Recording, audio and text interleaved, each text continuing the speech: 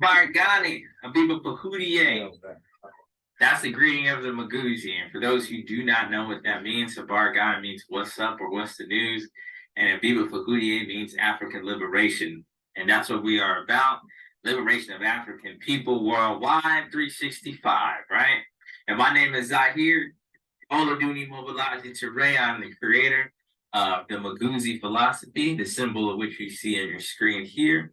And I would like to welcome you guys to our first ever initiative called the Buy Local, Buy Black campaign. And I want you guys I hope you could learn from this. What I want you guys to take away is why we're using these terms buy local and why we're using these terms buy black and how it fits into our mission, what you see in the right, which is what we want, what we believe, localism, community self-reliance, African identity, orientation, and repatriation, anti-capitalism in the form of neoglobalization and powerful corporations, African cultural liberation and spiritual unity, and the self-governance and self-determination of the African nation. I thought putting together a slide would be good, because I know people don't read it anymore, so if they can get a slide to explain it, it's better than... So, first thing I want to say is the Buy Local Buy Black campaign is in honor of this good brother here, Carlos Cooks. And for those who don't know, Carlos Cooks was an important leader of the Black nationalist movement. He was born in the Dominican Republic in 1913 and moved to Harlem, New York in 1929, where he founded the African Nationalist Pioneer Movement in 1941. Cooks closely followed the political ideologies of Marcus Garvey and later became a great influence on Malcolm X. And he actually coined the term buy black. Now, one thing I want to say is that, this figure here, he's not a well-known figure unless you really do your homework and you really study the movements. I mean, he was very influential. As you can see, he had a heavy influence on Malcolm X, but you wouldn't know about this person so much. He was kind of more low key, but he's a very important figure. And we're going to see why. We're going to see why he even coined the term buy black and why he thought that was important. So this quote right here, before I read it, this is from a book called Black Nationalism from Marcus Garvey, Louis Farrakhan by William DeBerg, right? And a lot of my quotes here are going to be from that particular material. That's where the reference comes from, right? So let's go into the mind of Carlos Cooks and see why he thought a buy black campaign was needed. So he says here, the African Nationalist Pioneer Movement has made a complete survey of all homogenous communities in New York City. Our findings show that in the Chinese community, the business life is controlled by the resident majority Chinese. In the Italian community, the same pattern follows. In the Jewish community, all the businesses are controlled by Jews. In the Puerto Rican settlements, the majority of businesses are controlled by Latinos. However, when we come to the Black communities, we find everybody but the Black people owning and controlling the businesses in these localities, right? So he saw that there was an issue with Blacks in terms of having economic control and economic power, which means that they lack self-determination and self-reliance of a people. Remind you that he was the ideological son of Marcus Garvey, who believed in our own African self-reliance. So why is it this way? He thought himself, he went on to say that the problem as it projects itself upon the African people in the Americas is economic and psychological. So he's seeing this as not only as a physical problem, but a mental problem affecting African people here in America. And he says we must approach it as such. It takes an economic antidote to solve an economic problem and a psychological antidote to solve a psychological problem. In this book, he goes on to really go inside the psychological issue, saying that, you have this side of Black folks who would rather kind of assimilate to white supremacy, and they don't see values in their own community. So instead of supporting Black communities or patronizing those Black stores, they would rather try to get in good with this sort of capitalist society instead of just relying on their own and having more community control. So he goes on to say that it's definitely an inhumane and criminal activity to rob a people of their commerce, business life, and body politic. In communities where they are the majority population, Blacks are denied this fundamental basic requirement to a normal and secure life. And I would say that that still holds true to this. So in order to fix this psychological and economic problem, he said, I need to get this Buy Black campaign, right? His reasoning is that he felt this campaign will correct this situation and make the Black community behave like other racial and ethnic groups, and it will have Blacks own and control the businesses in their neighborhoods. Whereas other racial and ethnic groups realize that the basic action governing their welfare and survival is economic cooperation among and within their respective groups. The Black people, Negroes as he called it, so far have resisted all efforts to do likewise. Buy Black is the key. It will transfer business in the Black communities from present alien parasites to the rightful owners, Black people. Again, Black consumers hold the key. They have the answer in their pockets and must be convinced to only patronize, spend to Black businesses. This will remove the non-Black enterprises from Black sections and replace these operations with Black community-owned businesses. And so I want you guys to understand here that he's not just talking about supporting Blacks, just Black businesses just for the sake of. That there's an underlying philosophy here, again, of community control, right? And economic survival of our people and cooperation, right? And he's saying part of the problem is that we're not seeing ourselves as a unified people, and we're not believing in our own power, even as consumers. So instead of spending with us, we would rather go and spend with other communities. So he's trying to get us to recognize our Blackness. This is why he says buy Black, right? Support your own. But he's also trying to get us to be economically empowered by being more self-reliant. And down at the bottom here, I thought this was an important quotation because he says the cooperative corporations within this European capitalist system legally permit African people to practice truly African, democratic, communal economic life. The business will be collectively owned by every member of the community, and every member will have equal say and equal vote about the direction and management of business, regardless of their amount invested. So he's not, again, this has a collective ownership component to it. He's saying support cooperatives. Because not only do we need to have ownership of our communities, but the kind of ownership needs to be reflected in our organizational structure of these businesses. And this is important because if we are to be an African people, or if we're going to be a people unto ourselves, then how we run business needs to reflect that.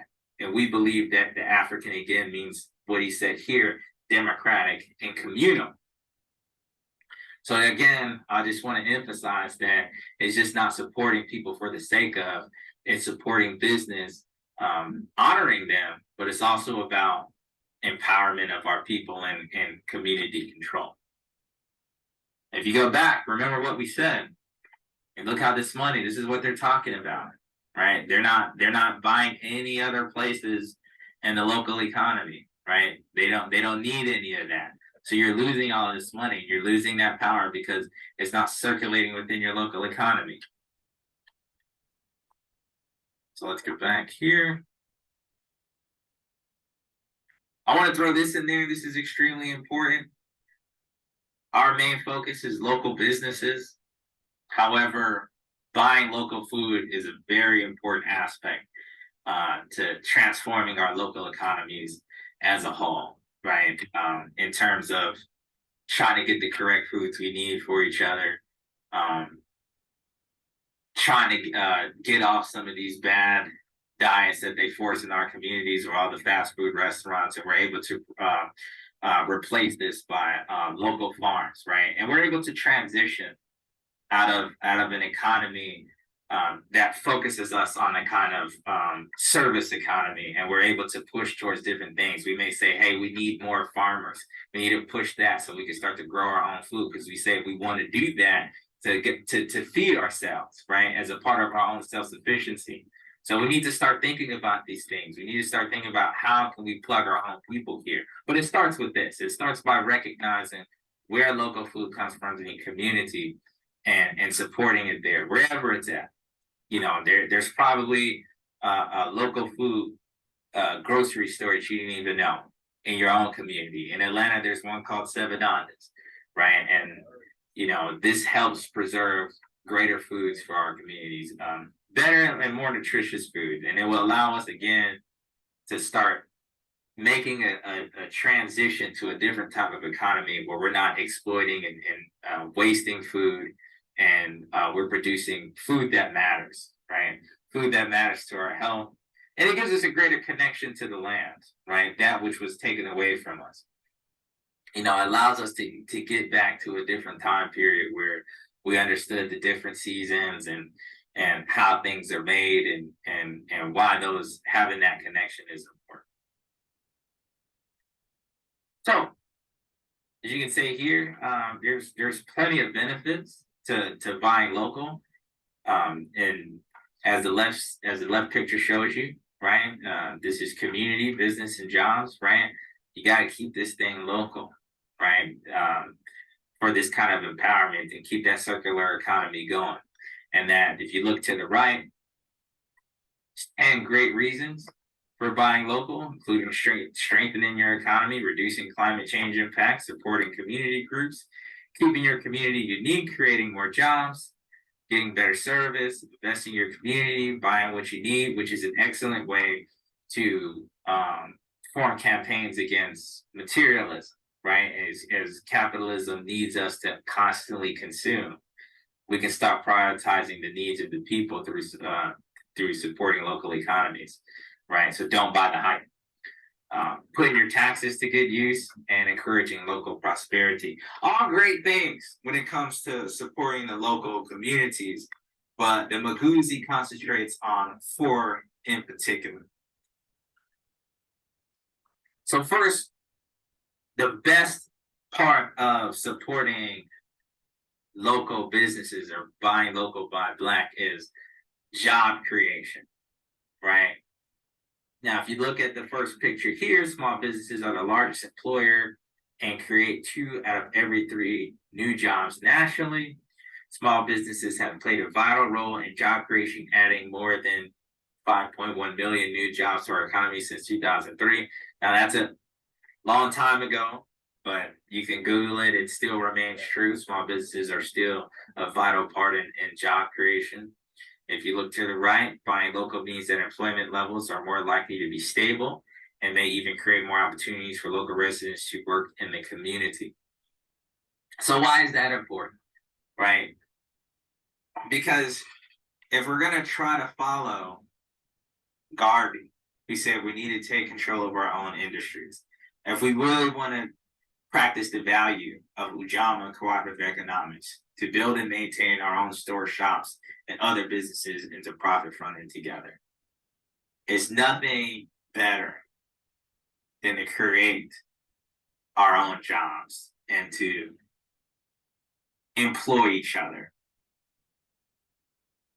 If we want to talk about creating our own and supporting our own, the best way to support your own is to make a job for somebody. I mean, you feel me? That's the best way that we can support each other, if we can make jobs. And again, jobs that reflect who we are, right? And these local businesses are able to meet certain needs of the community like no other, right? When you read about keeping the community unique and everything, you know, according to this research done by Michigan State, a marketplace of 100 small businesses is the best way to assure innovation and low prices over the long term, right? A multitude of small businesses, each selecting products based not on a national sales plan, but on their own interests and the need of their local customers, guarantees a much broader range of products, right? And doing this, if you look across, you'll see all these chain stores, Walmart's, Targets, and all this other stuff. They'll offer you the same things, you know.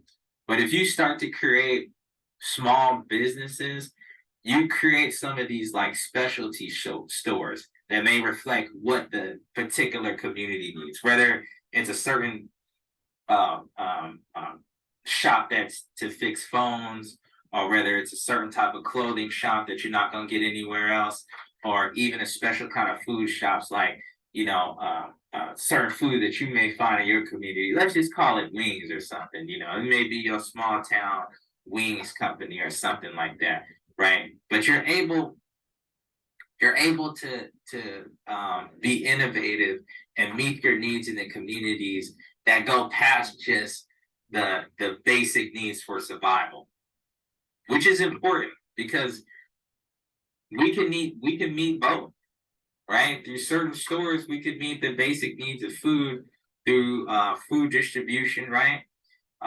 Through local grocery stores, like we said, with supporting local foods. But we're also able to meet like certain desires and interests that may keep your community unique more so than others.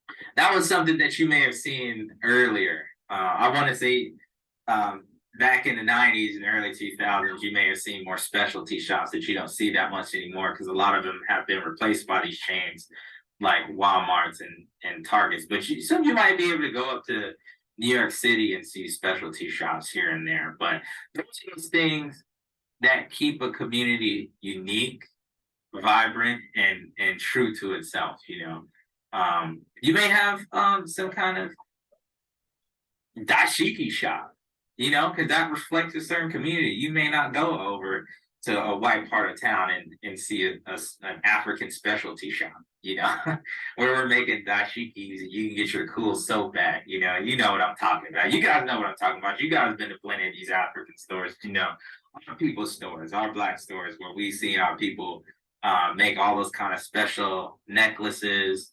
and some of those even Orisha shops, right? Things like that may reflect our cultural desires that go past just basic needs, right? And that allows us to take care of one another and offer us a sense of autonomy. I know I've heard stories when I talk to elders in the community where they said back in their days, you may have had a local person who's down on their luck, whether it was, alcoholism or drugs or so on and so forth. But as they were trying to get their life together, somebody may say, man, I know that person's messed up right now, but that's my, brother-in-law, so I'm gonna give him a job just sweeping, or somebody who may be homeless, hey, just let them take out the trash in the back. That's stuff that you get in a local economy. That's not stuff that you're gonna get in any other type of economy, right? And then it gives us autonomy, which is what we're talking about, right? It gives us self-determination, which is what we've been talking about. You're not dictated to by other people when you are controlling how that market works, when the market reflects you, or that economy reflects who you are, versus letting Walmart or Amazon or all these other people come in and start dictating what your community should look like and what the priorities are.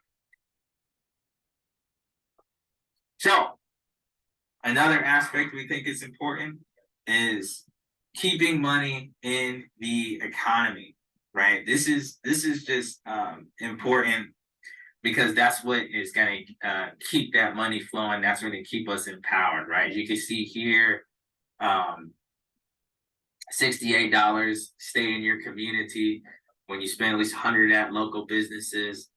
Rather, 43 of your dollars stay in the community when you shop at non-local businesses, right? Versus 57 of your dollars leaves, right? So you're losing that money when you're not spending at local businesses, right? And this is important for a lot of reasons. One is, that money spent within your communities can increase your local tax rate for different improvements. Now, as people such as myself, who's been involved in movements, we push for certain things like participatory budgeting, right? That we go up there and we tell people, we tell the city councils or whatever, hey, we want money from our taxes to go to specific things, whether it be creating light posts on the streets, or we may tell them we want more money to be put in schools, right? And we want to defund your police. This is why the civic engagement part is also going to be important here, because as we support our local businesses and more money comes into the community, we have to make sure that we are truly empowering ourselves to say, hey, look, in our African-centered economies, our money doesn't go into the police, right? It could go into these schools that need it, and these schools are going to have these curriculums that reflect that with what we want, right? But in order to do this, we have to prevent leaks, right? And those leaks are what you see here. These non-local businesses that will take the money.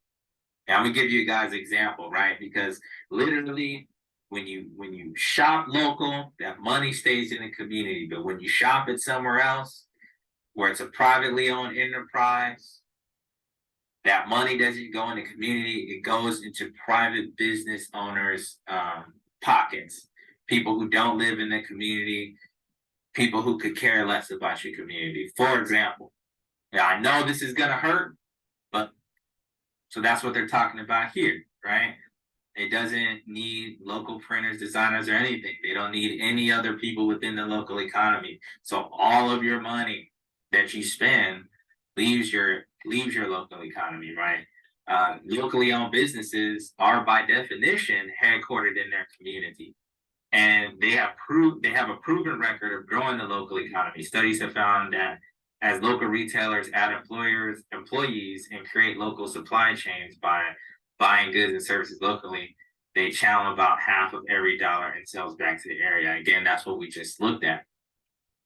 And you can see in a 2019 survey, 93% of independent retailers nationwide indicated that Amazon has negatively affected their revenue, right? That revenue that you can see down here, right, has not only a 68% advantage over the chain, but 610% advantage over Amazon, right? Now, that's just important to know. Again, when you don't support local, and they lose their revenue, but you're also losing revenue too as a community, right? And you're not practicing self-reliance by shopping at Amazon, right? Now, again, I just want to make this clear as it can possible. You just try to put local first, whatever you do. If you can't find a product at a local store, don't beat yourself up about it. But if you get ready to go on Amazon and you get ready to click, I want you to have a second thought. God, is there a local store that has this product? That's what I want you to think. Right before you click on that Prime delivery, say, oh, can I get this? Because we have to practice some self-reliance. We got to practice some Ujamaa for real. How can I practice some cooperative economics? Well, that means I can't just get everything through Amazon. So third, it offers a type of community connection. What were we talking about earlier? There's people, like I said, I talked to elders that said when they were growing up, people in the neighborhood who didn't have much or who was down on their luck, people said, come on and work at my shop. It built that connection. But it also provides places that we can meet with one another and express ourselves. I think that this is very important. What you look up top here in the middle, this is B. Cultural Store, close to where I live at. They do all kind of events. They invite all kind of African-centered speakers. And right next to them, Green Love Kitchen is a vegan-owned, black-owned vegan shop. So, they do a lot of events together, which is good, but I've been there, and they've had all kind of poetry nights and like I said, African-centered speakers there that you wouldn't really find anywhere else. And the same with the Connect. This is another cooperative in Atlanta, and I believe they just had a Ujamaa Fest not too long ago, right? But you're not going to get those type of activities where we come out and we're able to be African, express ourselves at a damn Publix parking lot. Now, are you? No. You can only get that type of stuff at the Connect, right? And I've done work with a group called Community Movement Builder, and they do a lot of work with the Connect, right? So it's through even our activism that we even get to know people like that, and it's just more than just them owning a business, and we're just over there supporting them just because it's a Black business, but they're offering things to us. It's a partnership, right? Again, to build and maintain our own stores, shops, and other businesses and profit from them together. We're profiting in many ways, not just in terms of surplus money, but also in terms of community connection, right? And being able to offer a space for us to be our true selves. And to the bottom left, for those who don't know, I think I talked about that earlier, Seven Nandas, which is a cooperative grocery store, Black owned in Atlanta. Fantastic, healthy foods. People go out there all the time. That's another place where an organization, Community Movement Builders, had put some of their nuts and berries and kale chip program, kale chips in that particular store. So you end up making these connections all over the city with people who have the same interest as you and the same ideas about self-empowerment that you're not going to get from people who don't live in your communities and don't come from those neighborhoods. And that speaks to this last point. Local business owners are more involved with the community. Now, this article here, the FBI's war on Black-owned businesses, this goes back into the time of the 70s, and what you see here to the right, this was a part of the counterintelligence program.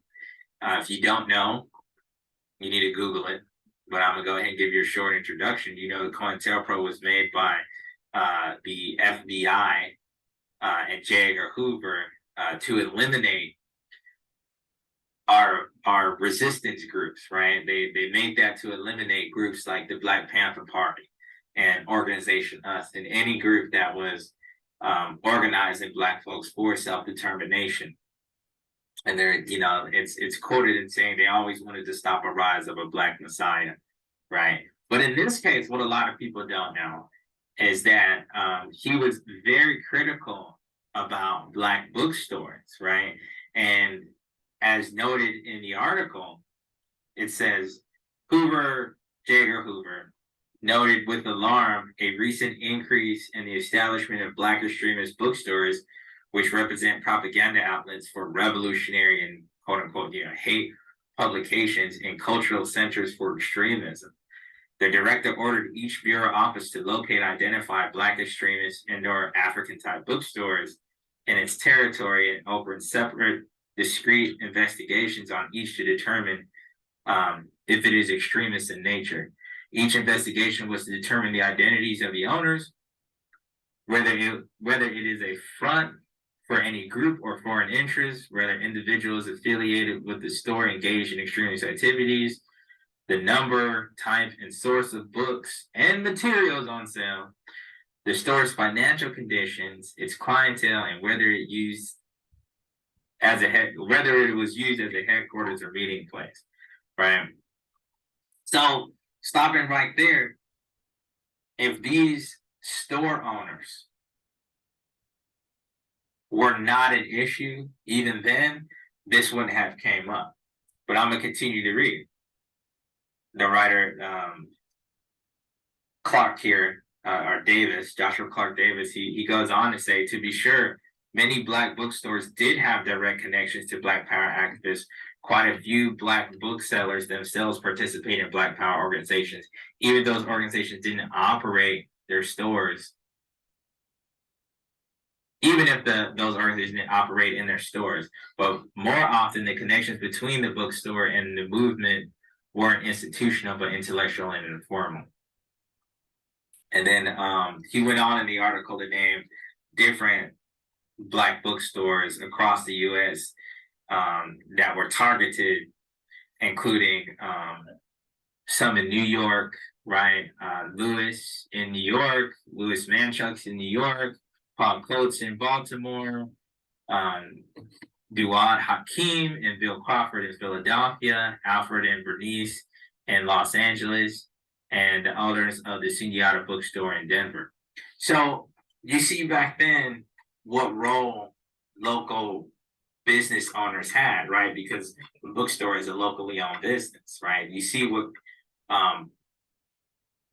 what position they had and what responsibilities, what benefits they offered organizations back then, as in allowing them space, right, to organize, to come in and be able to work with these people, but also buy books, right? Because they may be able to say, hey, look, read the autobiography of Malcolm X, right? I'm pretty sure Huey Newton's Revolutionary Suicide was out by then, or maybe even Solar Ice. I see a picture of Eldridge Cleaver, stuff like that, and definitely Marcus Garvey books. You know, the same thing that goes on now. But people are able to go into these bookstores and get quote unquote knowledge itself and be able to have a space where they're able to organize. That's important. And that came from a local business owner. Now imagine if that person wasn't from the community or didn't care about that community, right? Imagine if it was just a corporation. Would a corporation want to potentially lose its investments and lose its money by being associated with the Black Panther Party or with Organization Us or with CORE and SNCC and all those great groups back then? Do you think some out of town owner of a powerful corporation would care enough about those communities? Absolutely not. Because you don't see it happening today. You don't see any of these stores standing up for anybody. They just, tag on the movements when they become safe. And then they say, well, put this Nike logo on it, right? And call yourself Black Lives Matter. Just do it. Then when it's safe, then they may want to support. But at the end of the day, we know that they just want to co-opt the movement so they can make more money off it. But it's only forming those relations with local store owners, local business owners, and those folks themselves being able to be a part of those movements. It's those people who really make those differences, right? Because they're the ones that saying, this is the community I live in. So why wouldn't I be more invested in it if I live in it? My livelihood is connected with yours. And this is why we say localism is Black and localism is power, right? Localism is Black power, right? This is why we say buy local, buy Black, because we feel like buying local and buying Black is supporting our self-reliance. It is supporting one another. It's creating community connections. It's making us independent. It's making us more autonomous. And it's allowing us to shift the direction of our movements to somewhere where we can really stand up and be our own, really start to exemplify what Marcus Garvey was talking about, what Carlos Cooks was talking about, what Malcolm X was talking about. And we're able to put this stuff into action with a tangible and realizable goal, something that we can reach, something that we can measure our success. And it starts with you looking up locally owned businesses in your community and putting your money there, finding Black businesses that you could support and saying, we're going to go to you guys first. We're going to go to you guys' store first. Understanding that local doesn't just mean a Walmart that's located in your area or an Amazon that's located in your area, but this also means local ownership. Make sure that you understand that, right? Understand that difference is not just location, but it's the ownership within that location that matters. So, but it starts with here. It starts by looking that up, and trust me, at least if you're in this Georgia area, the Mageuzi will be making different pamphlets and flyers that have Black and locally owned businesses on certain flyers and brochures that we'll be handing out to help you with this process. But no matter where you're at, you can make your own brochures, and you can go out there and make sure that you're putting local first. And you're saying right before you click on Amazon or right before you go into Walmart, you might want to do a quick Google and say, where can I get this before I have my money leave my community and I'm not supporting communalism like I say I am when I go to the Kwanzaa Fest, right? And I say I'm practicing Ujama, right? You better know that this is a part of your collective working responsibility. I want you guys to look that up first. And if you do that, you will be honoring this Buy Local, Buy Black campaign, and you'll be standing solidarity not only with the Mageuzi, but with your own people and self-determination. So with that being said, I hope you guys understood why we use the term Buy Local and Buy Black. And if you got any questions, you guys can hit me up on Instagram, Facebook, Twitter at Zahir Terrain 40. And also check out the Mageuzi Philosophy Facebook page, right? So one more time, localism is Black, localism is power. Abiba Fahoudie.